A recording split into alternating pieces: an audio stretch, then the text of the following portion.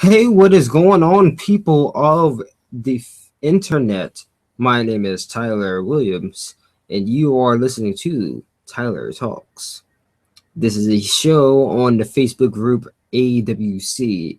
It is a Facebook group where wrestling fans from all over the place come over and chat with each other. It is also a VFed where you are able to watch matches live from the Facebook group. These are matches rendered by WWE 2K15 where you get to see some of your favorite wrestlers, like one of my guest hosts, Franklin Zamora, Douglas Joseph Cayley Jr., Arizona Poe Hunicut, Tadrick Francis, Amari Hall, Jin Kazi, all those good names you can always see there, promoing, trying their hardest, and then watching them in WWE 2K15 lay it all on the ground. It's just a great time. You guys really join the group if you haven't listened. If you're just listening to this podcast just to listen, which I highly doubt because most of the people listening to this podcast know who I am and are in the group. But that's besides the point. Yeah, so I just came off a big weekend because I was for a while. I think about 4 days I was on break away from AWC because, truth be told, there was an incident where Amari Hall and Franklin Zamora were battling in a point system match. Now, if you don't know what a point system match is, it's kind of hard to explain how it works. But it's almost like you are playing a game, and it's kind of like wrestling, except there's like a point system. Yeah, it's kind of hard to explain. But basically, it was between Franklin Zamora and Amari Hall. And Franklin was winning the match when Amari got all mad about something. I kind of forgot what it was. He got very mad about it and he started flipping out.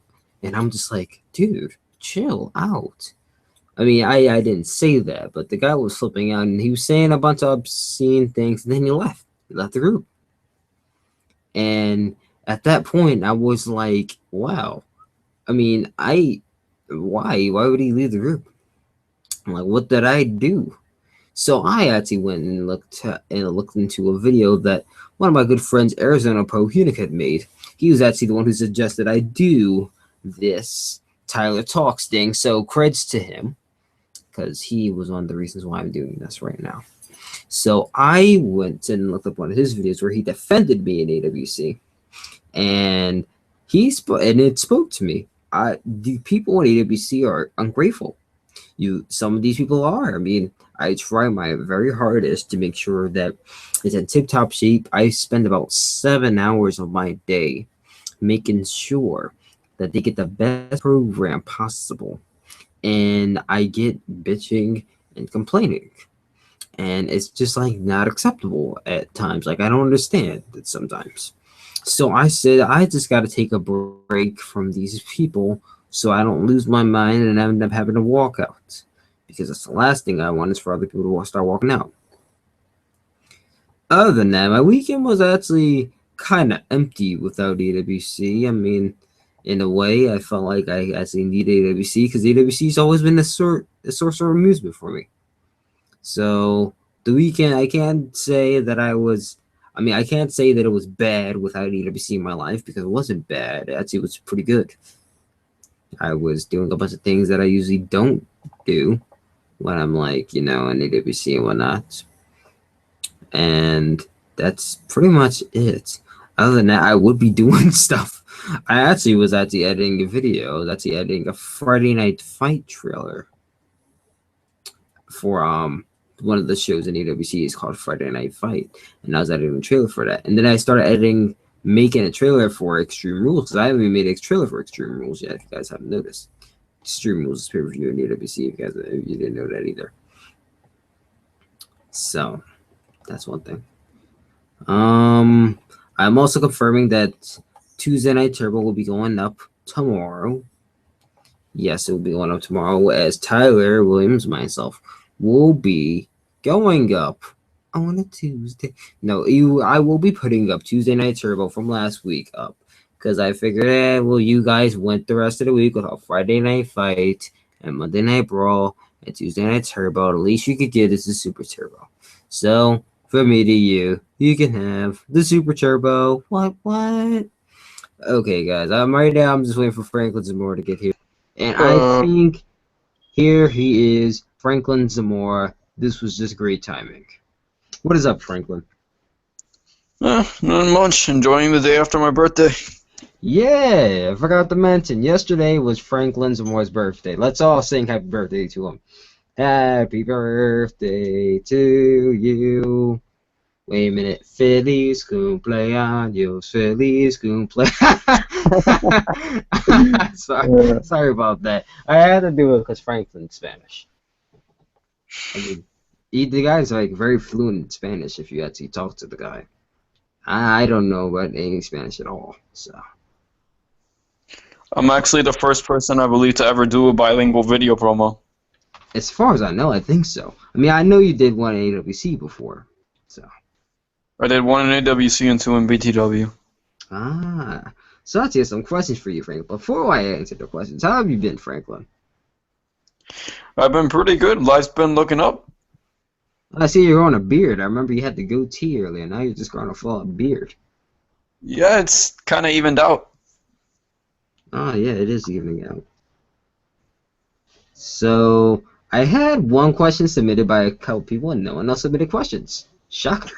No one cares. I don't know why. Maybe it's just they didn't want to submit questions to you. Maybe that's why. Maybe they're going to submit it to Arizona, because Arizona will be special guests tomorrow. So, maybe they're going to submit questions to him. I don't know. But I'm going to be returning tomorrow. How do you feel about that? About I think maybe you should I have think took it's a longer time. time off. Huh? I think AWC has been down for long enough, and I think people may just have opened their eyes with this break that's been going on. They've had time to reflect, and I think they see a certain emptiness with AWC being shut down for these last few days. It is. And I gotta say, without me, it is pretty empty. Like, I usually am the most frequent poster on there, aside from Trayvon. He posts, like, all the time, but I post the most. So without me there, it's kind of just, like, dead. Well, we need a captain to steer the ship. It is true. When a captain's taken off because the sailors want to be complaining all their life, then the ship can't sail when there's no captain. So, I gotta say that comparison's pretty accurate. We have a lot of people with sailors' mouths in AWC. yes, they do. When the sailor gets angry, the captain gets angry. Captain can't take too much of that before he just like says, you know what, I'm not going to even man the ship anymore. Okay, so I got a few questions for you. These are uncut questions that you can answer however you want. I mostly prefer that you answer them out of character because that's why I'm invited you here. So the first question here is who and or what inspired you to get into eFeds? Well, see, my path to eFeds actually started through an argument. Before, I had done something similar to eFeds called Wrestling Sims, and they were done by a guy named Randy Orton24. I had done a Mason Ryan character, a Rock character. I had like 5 different characters at once because that was the that was allowed. And I guess I was pretty decent. I had won a few titles there. Actually, I had one more than anybody, but that was probably because I had so many characters. And there were a few guys better than me at that time. So I find out No DQ has a Facebook group. Now, I had been a fan of the YouTube videos, but I was unaware of the Facebook group at that time. And I joined, and we're having a debate on racism in the WWE. And I ran into the biggest troll, and his name was Brent Booker. Booker. Like Brent started, Booker, BTW Brent Booker. BTW's Brent Booker, yes. So Brent and I start trolling, and we end up getting along, and then the conversation shifts to Total Extreme Wrestling 2, a very popular wrestling game. And he tells me he wasn't really interested because he did something better called eFeds. So he explains to me what the concept of eFeds are, and I guess I kind of lose touch with him after a few days. I had some issues going on with my girlfriend at the time. You guys know I have a very long-term relationship. Georgia Zamora. Her real name Georgia Fenwick, but yes, Georgia Zamora. And we had been on a break, so I'm just sitting there bored with nothing to do, and I'm like, I'm gonna hit this Brent guy up. So I do, and he introduces me to BTW, which at that point had been open for about 3 weeks. I go in, and I had some rough beginnings, I'm not going to lie. I probably wasn't the best promoter at the time. I didn't have access to video promos. I had actually come out with a really bad cold that took me like 3 weeks to get over. So there was like a 3-week gap before I ever did my first ever video promo, which I'm now known for. And a lot of the guys, I guess, like didn't take to me as well because I didn't have as much knowledge of VFEDs as I do now. But over the time, I did earn people's respect, and I managed to make a pretty decent career, if I do say so myself. Ah, that's pretty sure you made a pretty decent career. So we could pretty much thank Brent Booker for you getting into eFeds. Yes, Brent is my mentor as a writer, an eFedder, a wrestling personality. I say Brent has 100% to do with my career. Well, yeah, I know Brent is in AWC, and I hear a lot about him when people talk to me about BTW. I never actually got the chance to talk to him. I mean, I heard he's a pretty cool guy. I mean, there's many other BTW personalities in AWC. There's like Tima Enderly, or however you say his last name. Anthony Hill, like the owner of BTW. Brent Booker's in there, of course. Let's see. Franklin Zamora's in there. Jim Kazi's in there. Douglas Cayley Jr. is in there. Arizona Pro, Unicut. Toxic Fan. I mean, we're talking every no DQ original is probably in BTW right now. I think that's the case. If I'm correct, I think every no DQ original is in BT. No, I can't say that. Curtis Strong is not in BTW. Am I correct? Is he not in BTW? That's there was a personal invitation I extended to him a while back. But he was busy trying to get NGWA back to where it was. And now I guess he's trying to do the same thing with HOPW, so we'll see when his schedule opens up, and hopefully we can get Curtis Strong in BTW one day. Maybe so. And the thing about it is that Dynamic Rival, also known as VTech, actually added me. Well, I added him, and he accepted my friend request. So I was like, hype AF. I'm like, what? Does he, like, not like me anymore? I don't know. I don't know. I heard rumors that the guy did not like me. I never understood. I don't understand why he wouldn't like me. I mean, then again, there's a lot of people that don't like me for certain reasons. So I can't say I don't understand why. I don't know. Dominic, he's a little bit different. I guess I'm not familiar with his era of e-fedding. I'm familiar with a little bit before Brent Booker's era. He's actually a 14 or 15-year veteran of e-feds. So he kind of trained me, and I'm in touch with a few HEW originals. It was an old fed back in the day. It lasted 4 years, it was a pretty successful fed. Okay, and then I have another question for Dominic you. Rivals era, I'm not really familiar with, so I don't know how people interacted during that time. Yeah, I have another question for you. What are your thoughts on past wrestlers in EWC who walked out, and like I'm talking people who have not came back, like a Josh Steinberg, a Joe Najar, a Matt Giannotti, who else? A Tyler Letourneau, Zach McCaig. Like, do you think the doors should be open for these people to come back? I think it's a case-by-case basis. I mean, obviously, a guy like Joe Najar, and no offense to Joe, because I don't really know him like that, but from what I did see of him, he just seemed like the type of guy that liked to stir up shit. I mean, this guy would flat out message me without knowing me, shit-talking one of my friends. So that wasn't really something I took kindly to. As for Zach McCaig and Josh Steinberg, both are current BTW talents. I've had the pleasure of working with them both via promo to promo, and I've worked with them booking them in New Rising. They have been great personally to me. I've never had an issue with them. They've never given me a complaint. So I believe, Josh personally, he left because of Jin. So he left over friendship, and that's not really a bad thing to leave over. It's good to be loyal to your friends to an extent. Was it the right viewpoint? Probably not, but he still did something honorable. Yeah, that is true.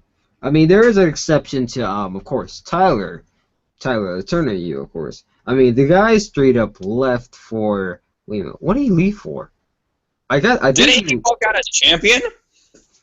the first time he Switched up walked, his strength. he actually walked out twice. The first time he walked out, he was X Division champion. Now I completely forgot why he walked out that time, but then I invited him back because I recorded Royal Rumble a week prior. Just like I recorded Extreme Rules. I'm recording Extreme Rules this Sunday, but it's not going up until next Sunday. I usually always record pay-per-views a week prior, for some reason. I don't know why.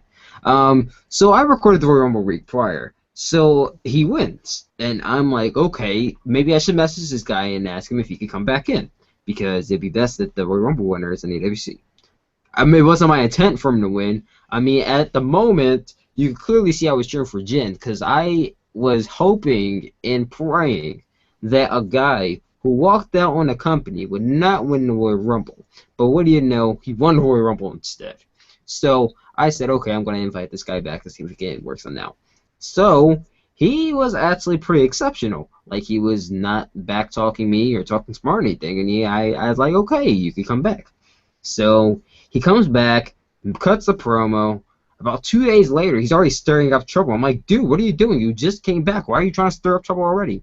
And he starts bad-mouthing me like before. Like, we were just, like, not friends. I'm like, dude, what is wrong with you? Like, do you have, like, some bipolar disorder or something? I don't know what's going on. And then he's like, we got into this argument, and he left. He got mad. He cursed me out, and he left. And I'm like, again? Again? Are you serious? You left again? I'm like, see, when you fool me once, shame on me. Fool me twice, no, you're not coming back ever, ever, ever. Like, he's probably one of the people I'd probably ban from AWC permanently. Because there's no way you get the opportunities that you get and you walk out on them. Jin walked out on the AWC World Championship, but he's back, and he's number one contender for that championship. He's making up for his wrongs, and I applaud him for that. LET, he straight up walked out twice on both opportunities that he had. That I cannot do with. I can't do with. He was X champion, was he not? He was the X Division champion. He was the first X Division champion. Yes, I remember that. Actually, if you recall, we had had an argument the week prior to that, and then I ended up permanently leaving AWC for a while after LET walked out, or like a week after, and then after he walked out the second time, I came back that same week. I know. You just decide to come and go as soon as he comes and goes. It's weird. But that's okay, because he won't be coming back unless he tries to sneak in somehow. God. No, he's not coming back. The guy is just terrible. I mean, he's a terrible person. I can't to say. Like, in No DQ, the guy was just a whole, like, straight up ass. Like, I swear. I mean, at the time, people liked him, but he didn't like me. I didn't like him. Like, we had a history. Like, we kind of never liked each other for some reason. I don't know what it was. I got a question. Wasn't he the guy that ended up like randomly offending all the rookies in Team New Japan when we were doing the team battles? Yeah, he was. Yeah, so I did have a bit of an argument with him before. He sure did. He like the guy was just weird. And then he led Team No DQ. You probably weren't there. For the second No DQ tournament, this was like a Tyler tournament. The second No DQ tournament, there were teams. Because the first one, there weren't teams. It was just, go on your own. Second one, I established, okay, we're going to have teams. It's Team NXT versus Team ECW. Team ECW is led by Tyler, of course. Not by me, by LET. And it was actually a good team. We had Brian Lockwood was on that team. I believe Devlin was on that team. We had Dan Ford, but he's no longer in the AWC. He wasn't even in the AWC, if I'm correct. And we had a couple people on that team that I can't exactly remember. And then we had Team New Japan, which consisted of I think I still have the chat. So if I pull it up, you probably do. But then we had Team NXT, which is like the most dominant team in, I think, any tournament I've ever did. Team NXT. Team AWC is the most dominant team in any tournament. I know. Team NXT, that's the argument. Anybody from No DQ will tell you that Team NXT is probably the most dominant. It consisted of Derek Barrage, who ended up being the winner. He was the leader of that team. Zach McCaig, who played as Steve Crow. T Dynamite. Anarchist. CJ Crush. Yes, I was not a big fan. He actually did very good in the second tournament for some reason. He made it to the final four before being eliminated, that was when no DQ tournaments were actually credible, See, like very but credible. if we look at the facts, Team AWC had 4 out of the final 5 spots. Both final 2 members were Team AWC members. Yes, but We Team only had one. NXT, TNX. The thing about TNXT is that they won every single challenge. They won every single challenge. Like there was not a single challenge that they lost. They went on a whole winning streak and never lost a challenge until the merge. We had a winning streak up until the last team challenge, I know that you lost. where I was You never busy eating did. and couldn't. And then it was like the leader made it. It just as the leader made it then. The leader of Team AEWC made it, and the leader of Team NXT made it. But the difference is the team of NXT won. We never knew if the team of AWC won because of what happened. We'll never Yeah, know. well, I'm pretty sure by that point there was nothing he could do to stop the points gap. There wasn't. And the fact that he left already, I couldn't continue it. I'm like, are you serious? I can't just like. Yeah, so I don't know. I kind of feel like screwed over by that to a point. Yeah, I kind of feel like you were screwed over to a certain extent. Which also brings me to another question. What was your favorite match in all of AWC? What has been your favorite match? My favorite match in all of AWC? Yeah. Do I count the promo build-up? Yeah, you can count it. I'd have to say my first match back against Chris Chambers. Really? Yeah, I was really proud of the promos I did then. I think that the aura I captured then with my character was such a blend of old school DC and current DC. I was really proud of those promos, I guess, and I also ended up getting pretty good lighting during that time. Yeah, I actually thought they were some of your best promos actually during the return. But if I had to say, I'd say my favorite match of yours would probably have to be, and I know you probably heard me say this a dozen times, but it had to be Curtis Strong versus DC when DC came back. I thought that match was freaking golden because at that time Curtis was on his winning streak, and you would think that DC was going to beat Curtis until Curtis kicked out of the third flying form. And then he came out of nowhere with a submission and he won. I'm like, what? But that match was like so awesome. Like I'm probably gonna have to post it on the AWC network. Like that match was great. That would probably be my second, and my third would be a big shout out to Alejandro, or a match that we had that had me on the edge of my seat.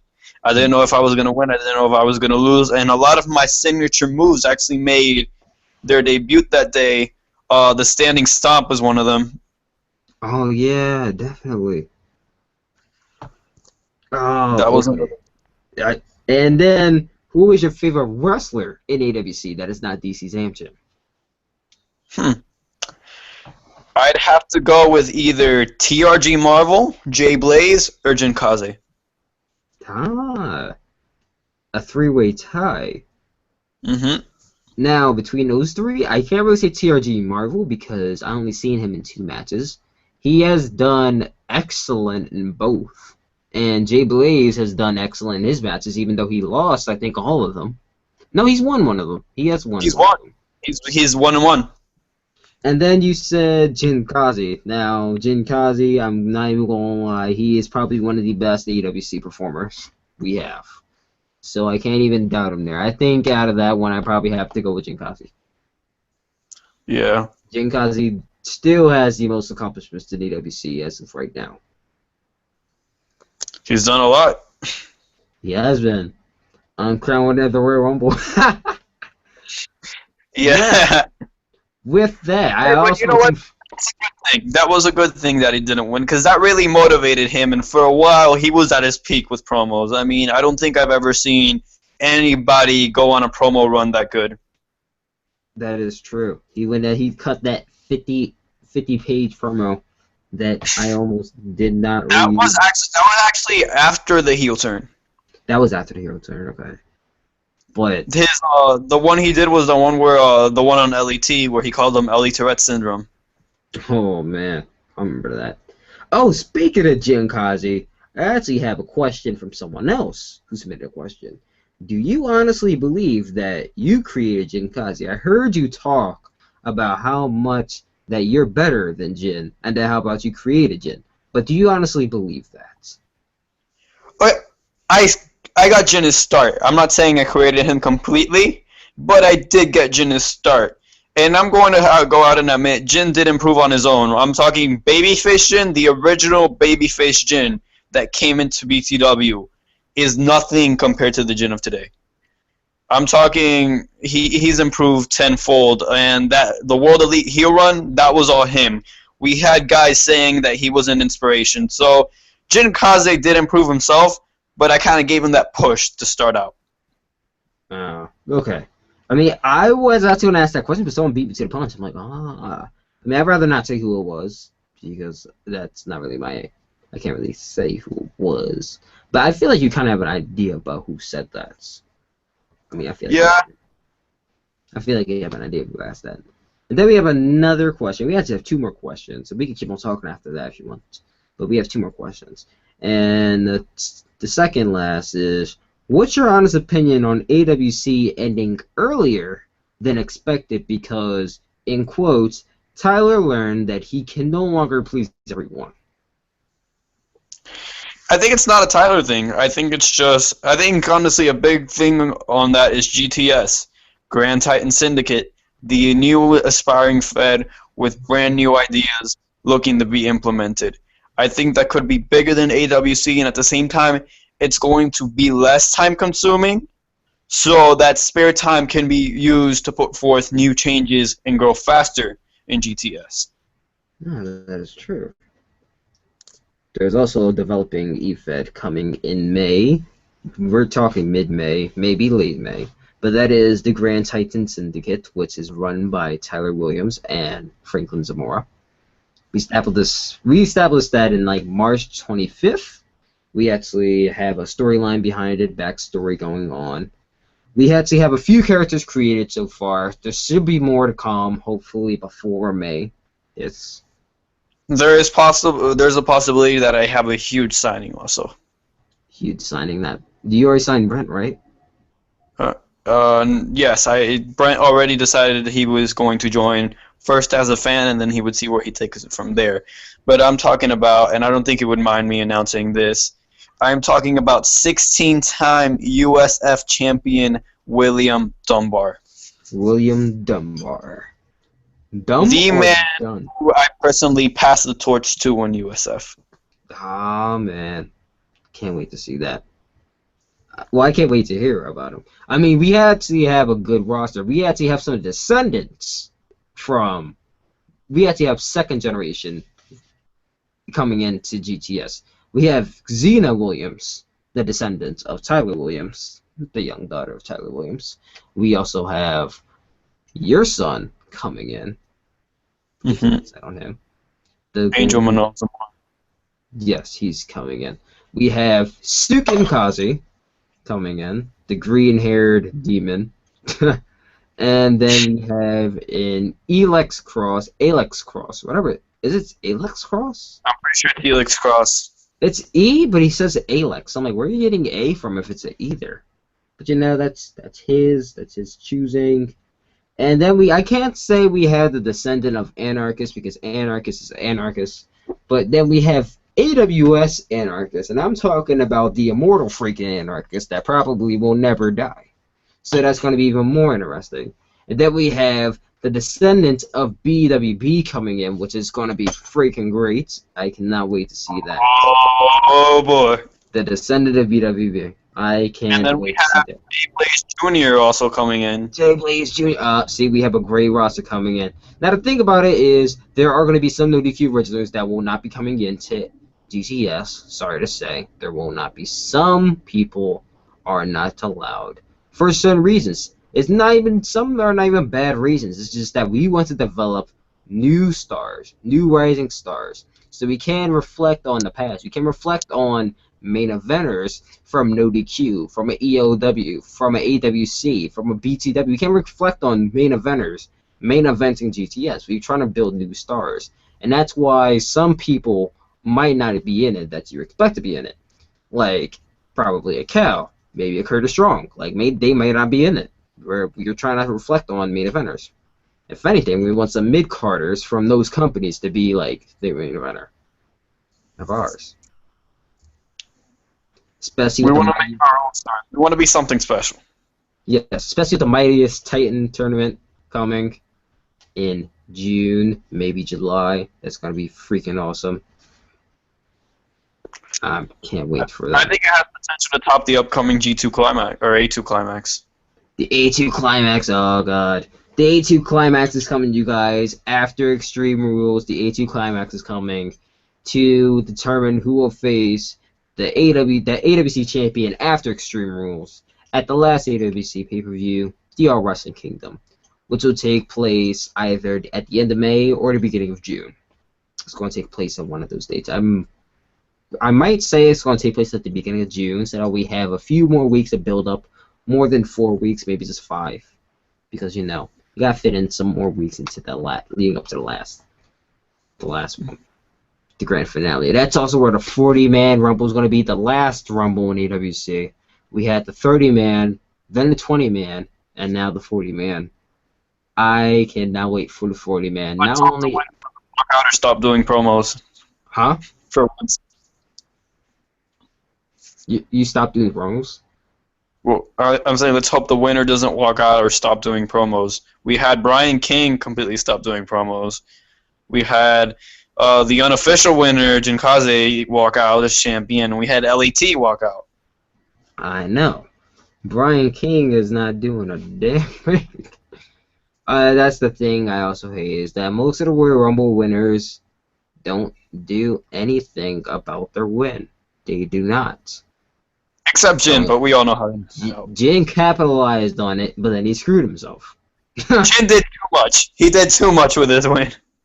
He did too much. I think the win got in way over his head and just made him into a totally different person. No, it really wasn't that, because if you speak to the guy, he'll pretty much tell you, alright, so you know how we had planned at one time a main event Mafia stable? Yeah.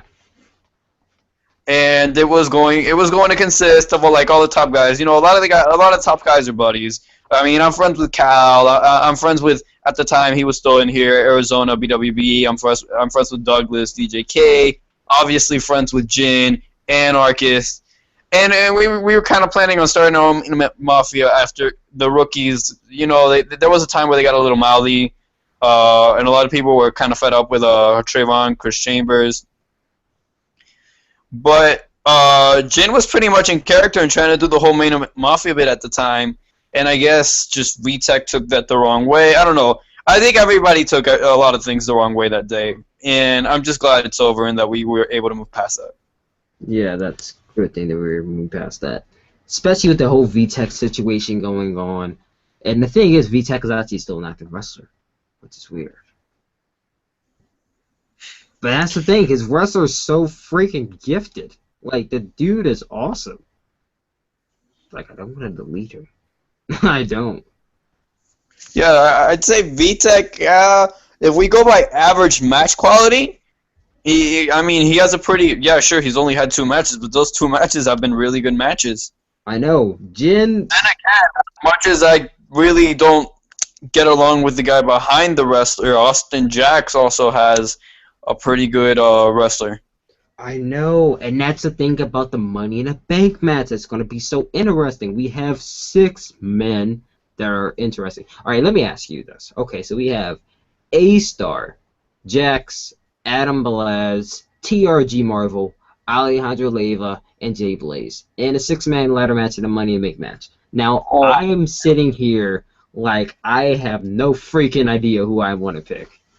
Because all these people have a great chance. I don't know who I want to pick. I can say, predicting on what the game will do, since A-Star recently won a title, his momentum should be... Oh, shit. You're going to put this up after Turbo, right? I mean, since it's live, it's going to post straight to YouTube. Oh, I'm shit. just going to keep this video on private. Oh, shit. Alright, just keep it on private until Turbo comes out. But, yeah, A-Star, I mean, with all that's been going on, his momentum should be the highest. So I feel like he could win, but at the same time, I don't think the game wants to make him a double champion. I mean, Jay Blaze, I'd say, has the best promos out of all of them, but at the moment, he's not really active. He has some stuff going on, and he can't really promo. So Yeah. I guess right now I wouldn't want him to win. If it was any other time, I'd go with Jay Blaze. TRG Marvel, what can I say? I've decided to make him my first ever protege. So I would want him to win, but I don't feel like he's ready yet. Adam Balaz, he's a guy that could capitalize on this, especially since he's a former Elite member with Jin.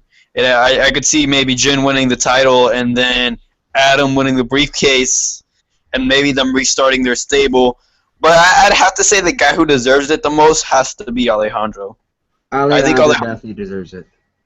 I think Alejandro's ready. I think Alejandro should win the briefcase. He has to win the briefcase. I'm pretty sure after all these months of this guy and all of the talent that he shows, and the fact that he has not won a title yet kind of makes me sick. So I'm definitely I've been around since the very first match. I know, I'm definitely pulling for him to win. I'm pulling for him or maybe Jax to win. Maybe Jax. Oh, well, actually, since we're on that, let's just do the rest of the card. Okay, next we have A-Star versus Brian King for the AWC Intercontinental Championship in a tables match. A-Star, all the way. A-Star deserves the win by promos. He has the better momentum. He just won the title. A-Star should definitely win this match. A-Star should definitely win. And I think definitely with him aligning with the Authority, that's definitely going to help him out. So, I mean, definitely we got the GOS, his Guardians, the Guardians of the Star, I call them, surrounding him. Definitely. I mean, Darren Freeman and T Dynamite, I kind of predicted that they would be his Guardians in a way. That's kind of ironic. T Dynamite and A-Star are former partners, and now T Dynamite's kind of playing second fiddle.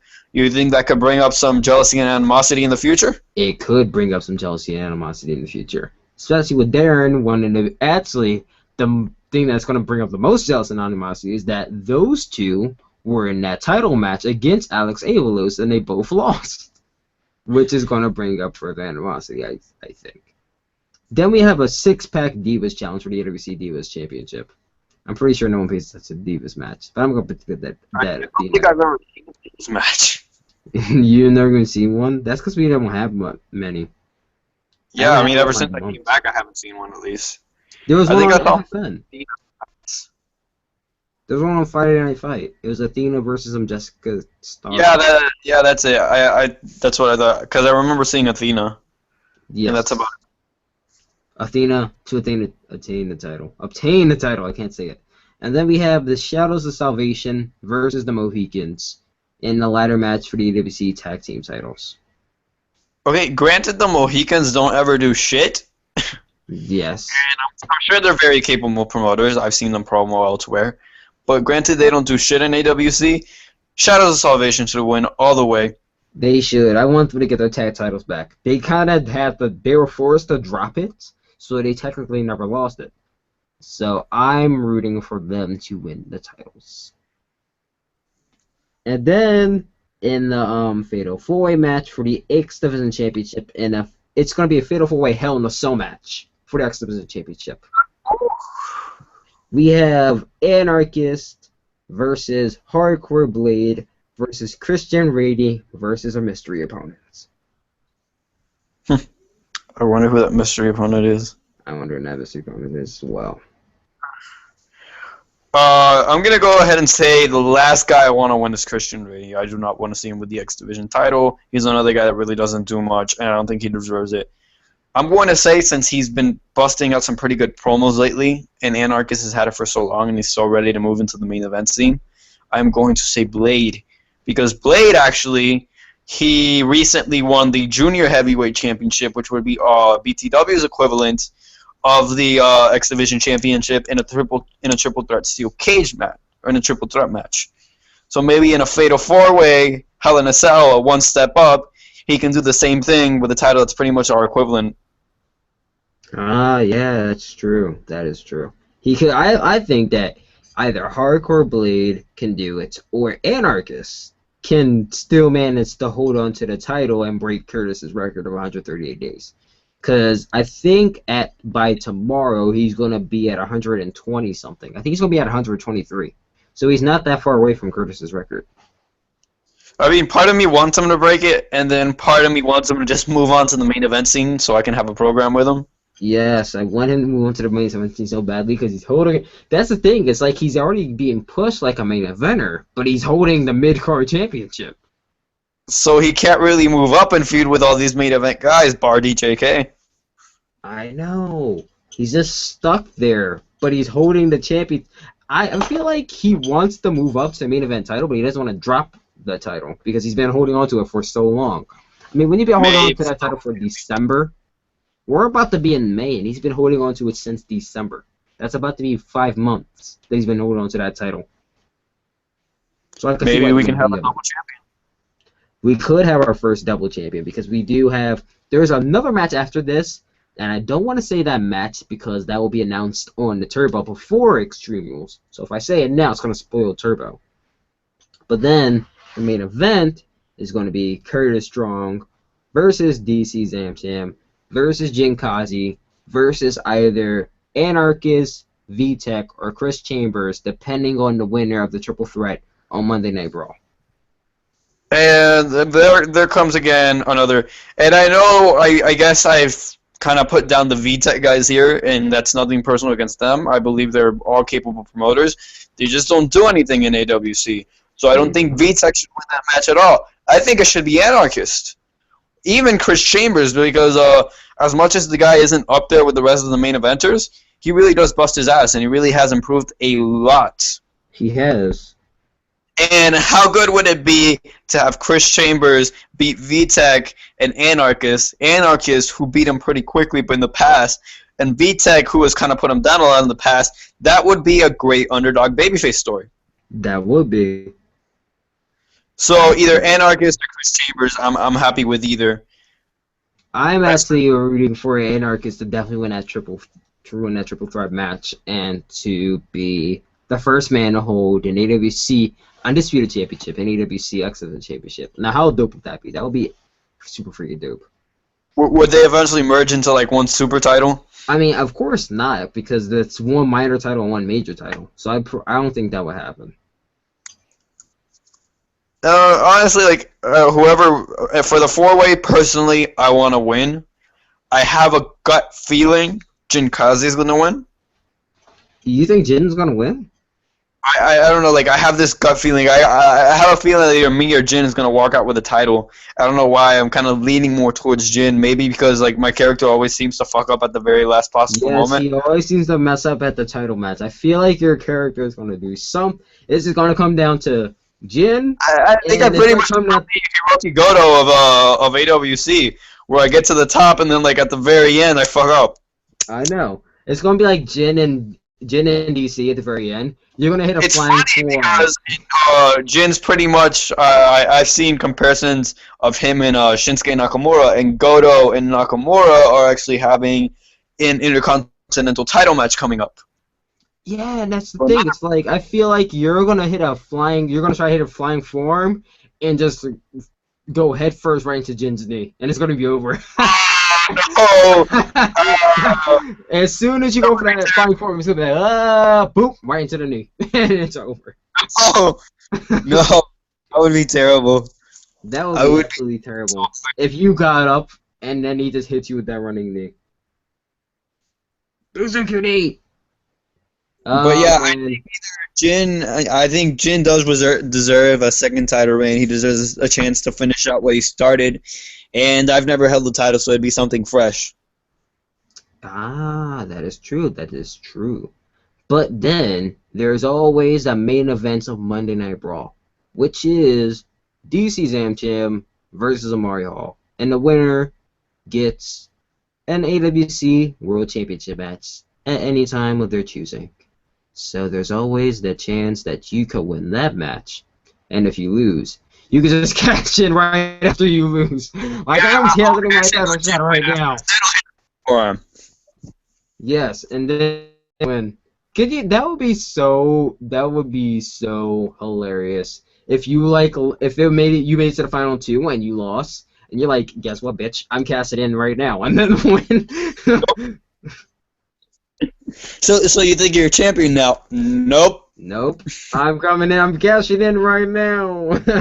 And everyone's gonna expect you to lose again. It's like, nope, I win. That'll have to be the best time to win. Yeah. I can walk into AWC Kingdom with the title. What's the title? The A2 And that, Climax. that would actually set up a huge match because it would be a triple threat match between me, Curtis, and Jin. Because Curtis would need a rematch at that point, and Jin would need a rematch at that point. Ah, that is true.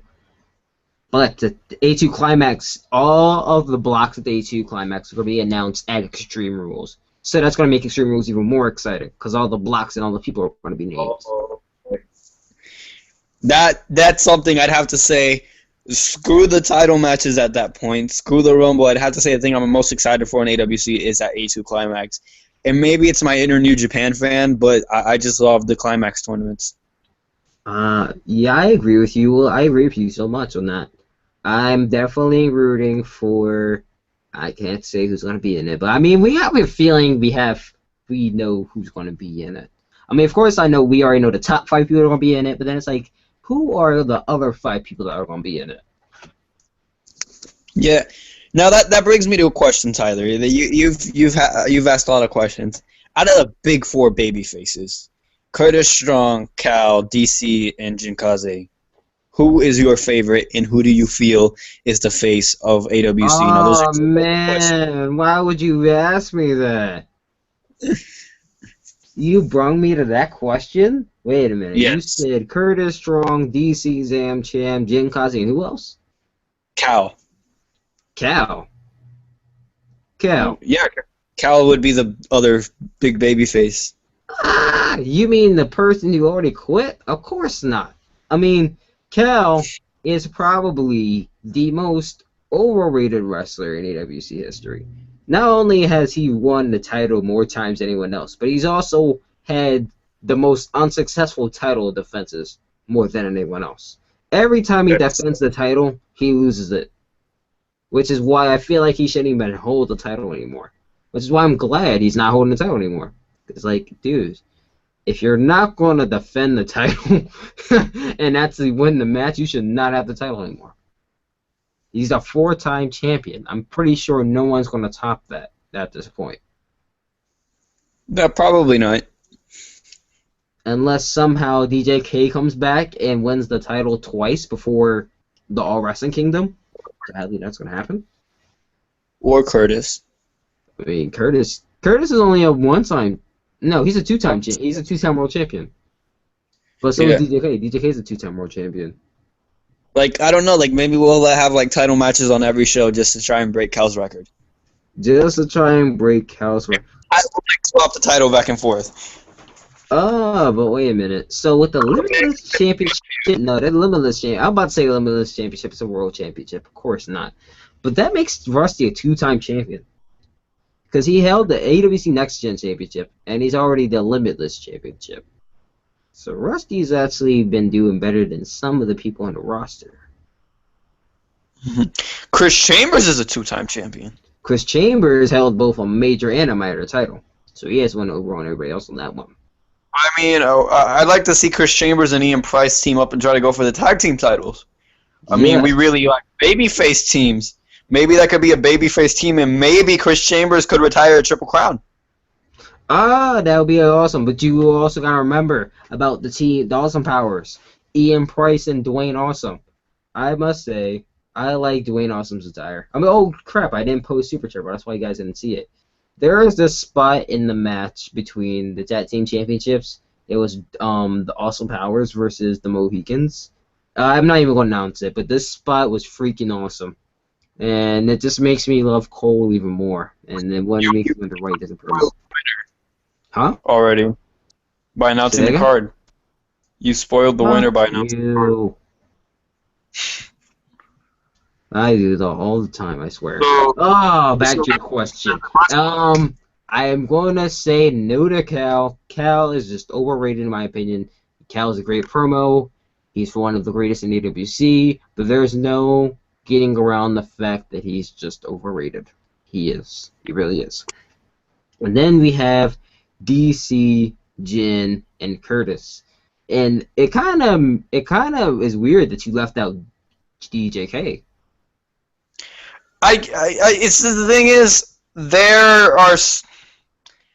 I don't want to say what I know about DJK, and it's something relating to his character in the future. So I don't know if I can count him as a babyface.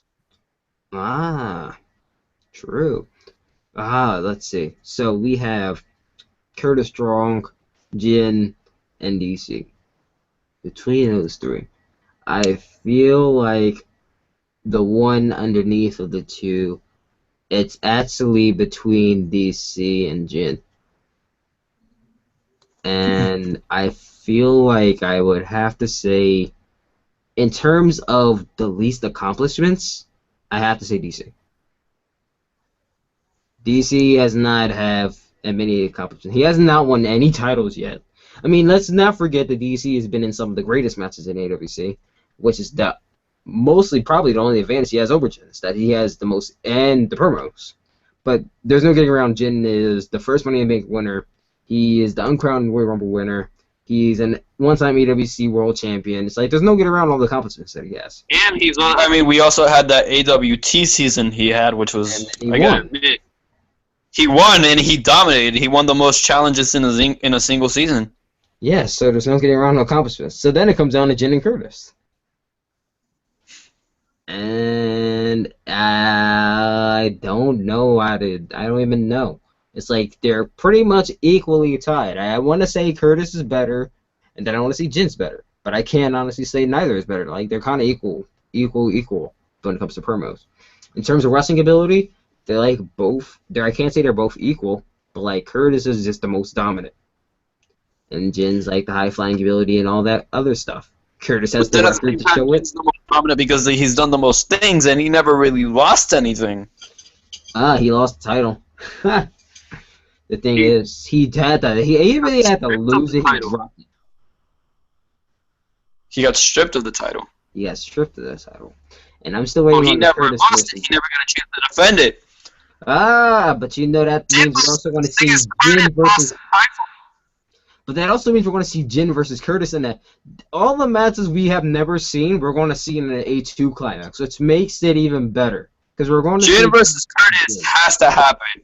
Because, I mean, there's animosity there, there's character animosity, there's so much accomplishment. Because technically, the only man to never lose a title match, a world title match, was Jin. Because he was stripped of it. So he kind of has that over Curtis now, because Curtis lost at WrestleMania. Yes, but we have to remember that Curtis is the longest reigning AWC champion of all time. And then Jin's one of the most, I guess, he's one of the most specialty matches. He's one of the most specialties in general. I don't know. This is a really hard debate. I know. That's why I said I'm kind of tied. I mean, we have Curtis Strong, who has probably behind Alex Gonzalez the most prolific, infamous record in AWC. But it's actually tied between him and Alex Gonzalez for the most infamous record. That was ended by Cal. Cal actually has been on the receiving end of both men. Cal has dropped the title. Cal hasn't dropped the title to Curtis, but I know he's dropped the title to Jin. He dropped the title to. He lost the title match to Curtis. Oh yeah, he did lose the title match to Curtis. He's lost the title match to both of them. Yeah. Only person he hasn't lost to is you.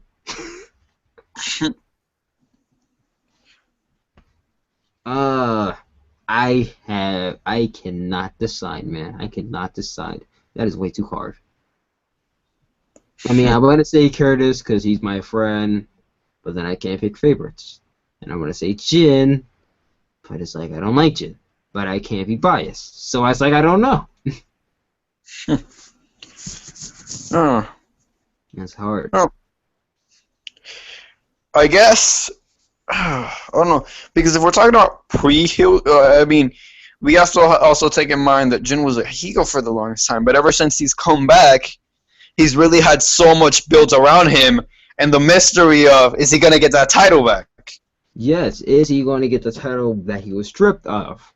But then it's like he has to go through the man who he pretty much screwed over, DC, and he has to go through the guy who he basically had the title, who kicked him out of AWC, which is Curtis. Like, Jin is going into this match with all enemies, which actually is kind of funny and actually really cool. Everyone in this match is pretty much an enemy of Jin. And then, when you think of it, we have, it could be Chris, who is an enemy of Jin. I don't know. Chris is an enemy of Jin. Chris and Jin are actually former stablemates. Yeah, so I can't say he's enemy of Jin if he wins. Wait, so does that mean enemy of Jin, and Anarchist would be an enemy of Jin? How is Anarchist an enemy? They had the X Division title feud. Exactly. Holy shit. That's and then Jin's already beaten VTech. Yes, he has. But there's still that doubt of whether VTech will actually get a win over Jin again. Because I want to see Jin versus VTech 2. That match was just freaking awesome. It had the pretty much the ability, the greatness of a DJK versus Anarchist. That's how good the match was. Yeah, and there was so much personal animosity there. And I got a question. Who was the baby face in that match? Who was the guy that you cheered for? I want to say Jin because he has the return pop behind him. Wait a minute. But then who? Anything heelish. Wait, between Jin and who? VTech. Oh, between Jin and VTech? I think that the person who was getting cheered the most was actually Jin. Because that was Jin's returning match. Yeah, but then at the same time, Jin has like this cockiness and his alignment's not really sure, while VTech's never really done anything heelish and his alignment's not sure. So that's the tricky part about it. That's a big debate. Who was the babyface in Jin versus VTech? Maybe there was no babyface at all. I mean, yeah, both guys were kind of getting cheered, but I guess Jin was the more over of the two. The returning one versus the debut of one. It's the return versus the debut. So that's actually kind of hard. That was that was VTech's singles debut because he debuted in the Royal Rumble. I mean, like, you can get cheered in the debut all you want, but the crowd's still not as used to you. I want to say Jin just because he had more time to get over with the crowd. Yeah. I guess it just comes down to the time factor. It does. At the end of the day, it does. And then I do have one more question before we sign off because we are going a lot over time. And that is, do you think AWC would have lasted longer as a traditional EFED rather than VFED? I don't know. Maybe if we had a writing team? Because as I've seen, Tyler, like, you're a great writer.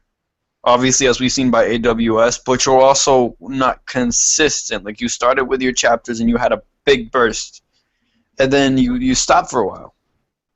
So I don't know if that would have happened before, especially in such big time spans. That's the thing. I always kind of been inconsistent. It's a bad. So I want to say no.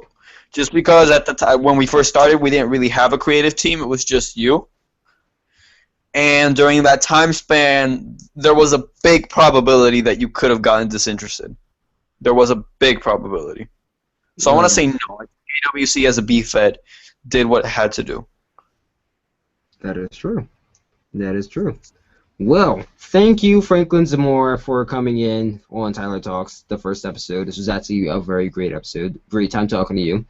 You guys, this is actually a great podcast. I hope you guys were not like actually watching this video, probably like running and jogging or doing something like this, because this is like one of those episodes where you could just like, you don't have to look at our faces. That's why I didn't have the camera on.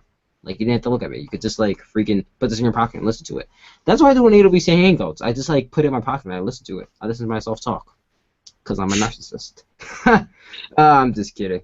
But I love you guys, and tune in tomorrow to see Arizona Poe Unicat on Tyler Talks episode 2. And I will see you guys later. See you guys in the WC. Peace out.